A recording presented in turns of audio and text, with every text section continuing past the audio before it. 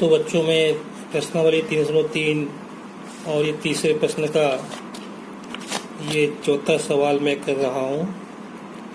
एक नगर में टैक्सी के भाड़े में एक नियत भाड़े के अतिरिक्त चली गई दूरी पर भाड़ा सम्मिलित किया जाता है।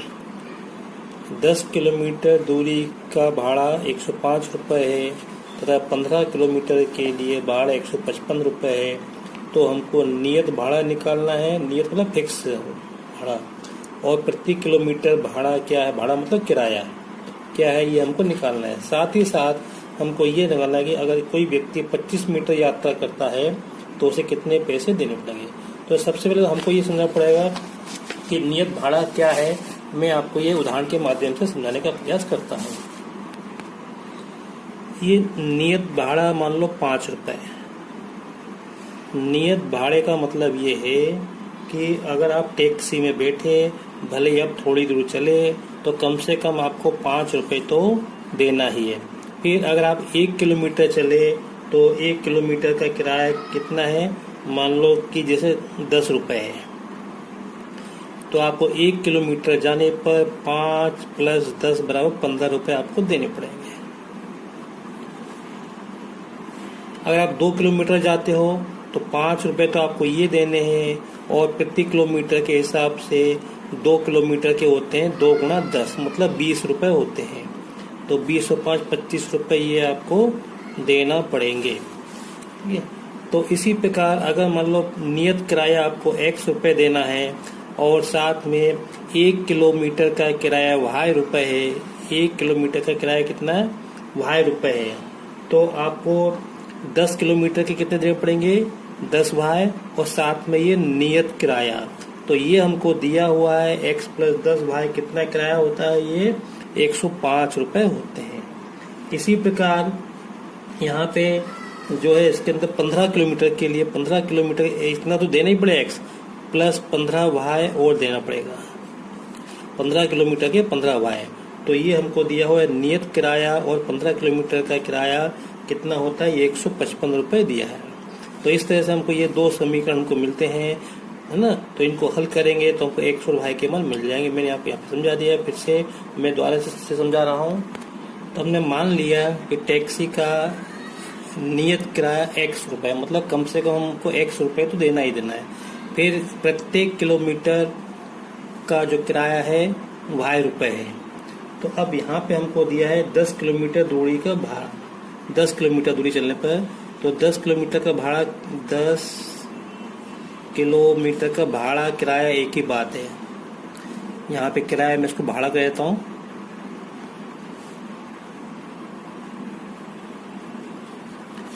दस किलोमीटर का भाड़ा, तो इसका मतलब है कम से कम X रुपये तो आपको देना ही देना है। साथ में 10 किलोमीटर का किराया कितना हो जाएगा, 10 Y। भाई 1 किलोमीटर का Y रुपये है, तो 10 किलोमीटर का क्या हो जाएगा, 10 Y रुपये। तो कुल किराया कितना हो जाएगा, ये नियत किराया कम से कम इतना देना है, साथ में 10 Y और देना है, तो ये कुल किराया इतना देना है। और ये हमको दिया हुआ है, कुल किराया कितना दिया है हमको, 105 रुपये ये हमको दिया हुआ है। ठीक है। तो ये हमको समीकरण नंबर 1 मिल गया। अब उसके बाद फिर दिया है यहाँ पे अपने को 15 किलोमीटर का भाड़ा।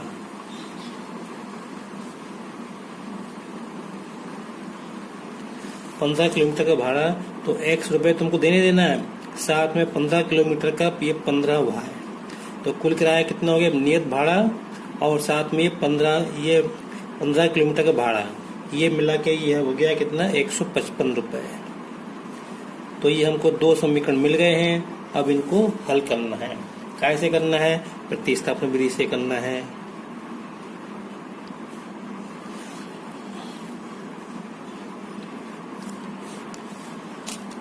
तो अब देखो यहाँ पे अभी तक तो यहाँ से अपन क्या करेंगे, X का मान निकाल लेंगे और ये X का मान इसमें रख देंगे।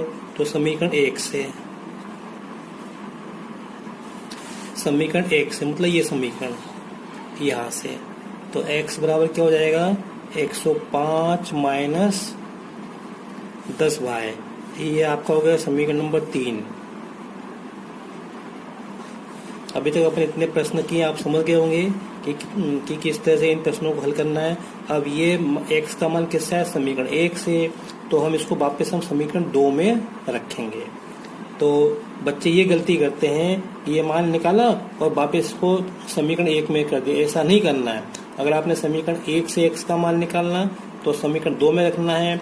अगर मान लो समीकरण 2 से आपने x का मान निकाला तो उसको समीकरण 1 में प्रतिस्थापित करना है। तो अब देखो x का मान समीकरण 2 में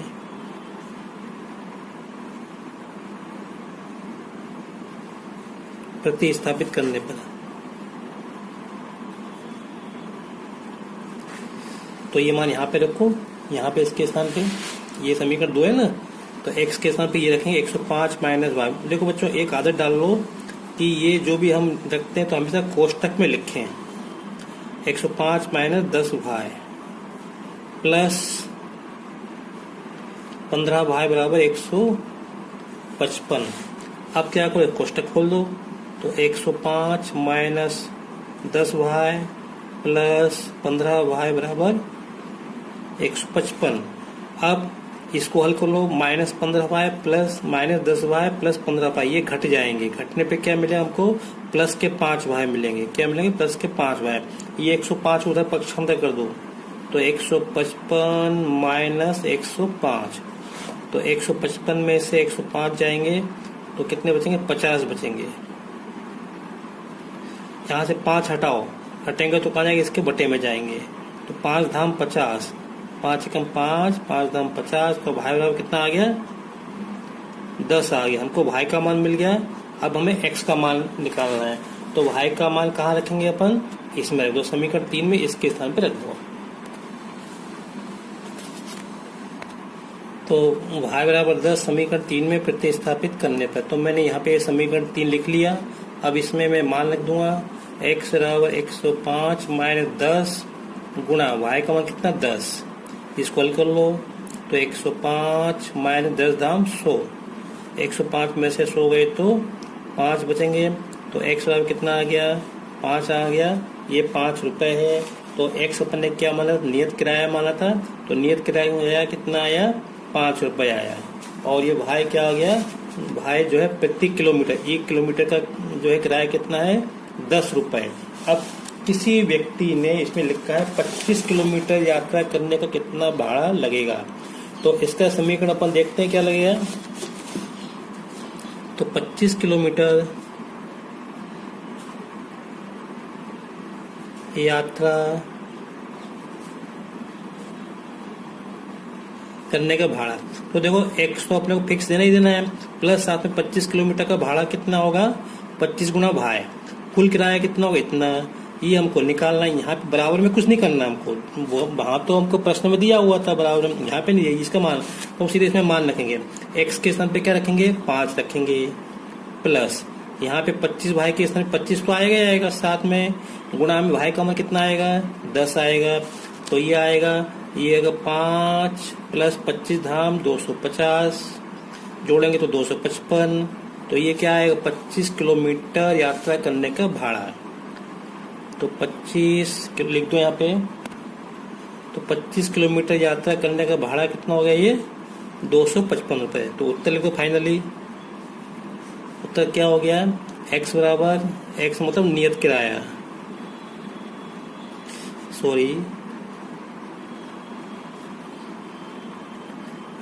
नियत भाड़ा कह देते हैं। नियत भाड़ा हो गया कितना, 5 रुपए। तो फाइनल उत्तर हो गया नियत किराया या भाड़ा x बराबर 5 रुपए और प्रति किलोमीटर का भाड़ा y बराबर 10 रुपए और 25 किलोमीटर का भाड़ा कितना हो गया, 255 रुपए। तो ये प्रश्न ही खत्म हो गया। अब मैं अगला प्रश्न कर रहा हूँ। यदि किसी भिन्न के अंश और हर दोनों में 2 जोड़ दिया जाए तो वह 9/11 हो जाती है। यदि अंश और हर दोनों में 3 जोड़ दिया जाए तो वह 5/6 हो जाती है। तो वह भिन्न ज्ञात करो। अब आपको मालूम है भिन्न काय से बनती है, भिन्न बनती है अंश और हर से। तो हमको इसमें अंश और हर निकालने पड़ेंगे। तो देखो मैं उदाहरण लेके समझाता हूँ आपको। जैसे मान लो बच्चे ये भिन्न है 7/9, ये अंश है ये हर है। तो अब क्या दिया है प्रश्न में, भिन्न के अंश और हर दोनों में 2 जोड़ दिए जाए। ये अंश और हर दोनों में 2 जोड़ दिया जाए तो देखते अपन 7/9, 7 में 2 जोड़ दिया और हर में 2 जोड़ दिया। ये लाइन ऐसे खींचनी है आपको। तो क्या हो जाएगा, ये 7 और 2 9, 9 और 2 11।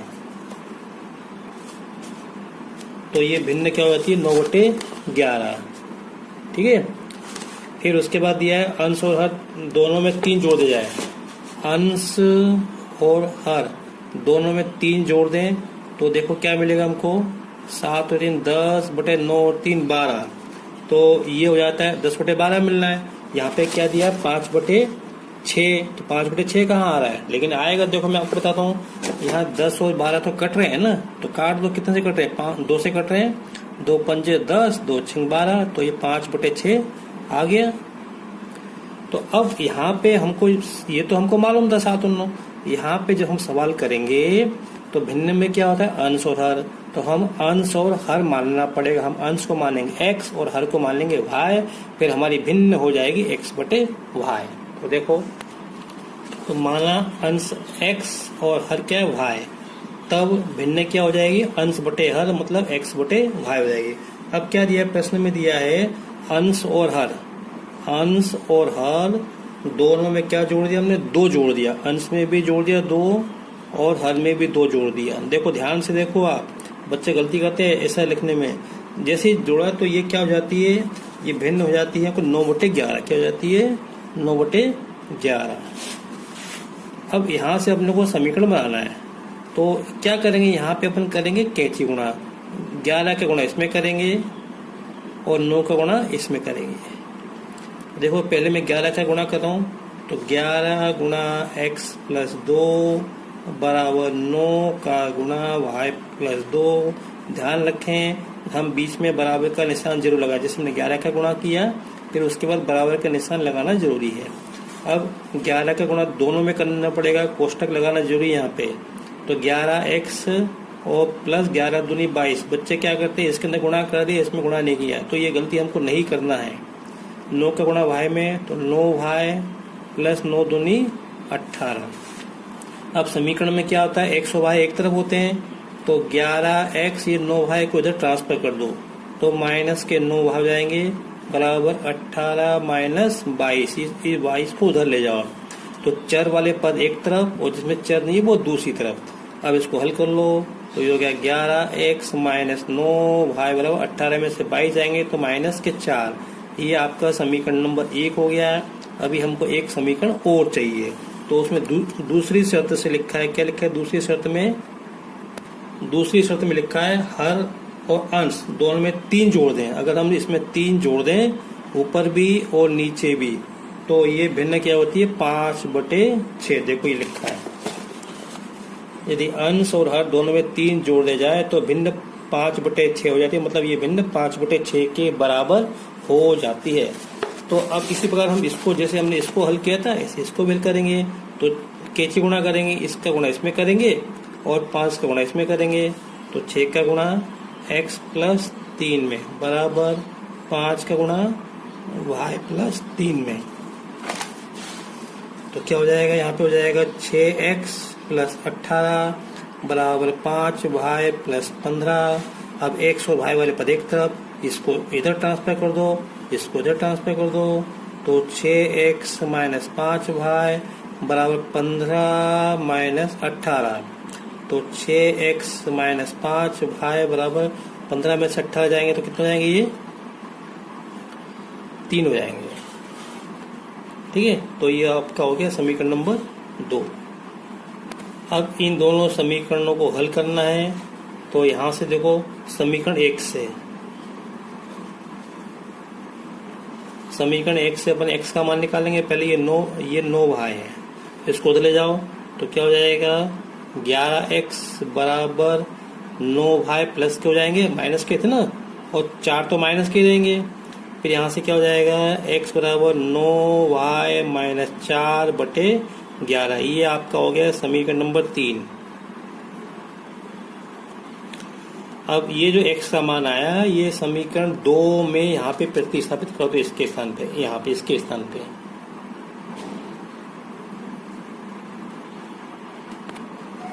x का मान समीकरण 2 में प्रतिस्थापित करने पर समीकरण 2 ये लिखा मैंने, यहाँ पे x का मान लिखो 6 गुना, और x का मान कितना है 9y माइनस 4/11,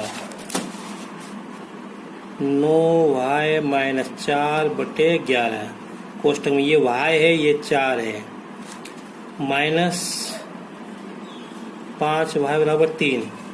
ठीक है, अब देखो 6 और 11 नहीं कट रहे हैं तो 6 का गुणा अंदर कर दो यहाँ पे पहले है, तो मैं करता हूँ यहाँ पे, तो 6 नीम 54y माइनस 6 चौक 24/11 माइनस 5y बराबर 3। अब देखो नीचे से 11 हटाना है तो अपने को मालूम है 11 कैसे हटेंगे, इन तीनों इसमें 11 का गुणा कर दो, तो मैं इधर ही कर देता हूँ 11 का गुणा करने पे इधर भी कर दिया और मैंने इधर भी कर दिया 11 का गुणा, इधर भी कर देता हूँ मैं 11 का गुणा, तो जब करूँगा तो ये 11 ऊपर ये 11 नीचे तो ये कट जाएंगे और यहाँ पे 11 पंजे 55 हो जाएंगे, यहाँ पे 11 3 33 हो जाएंगे, तो क्या हो जाएगा 54y माइनस 24 और है ना माइनस 55y बराबर 33।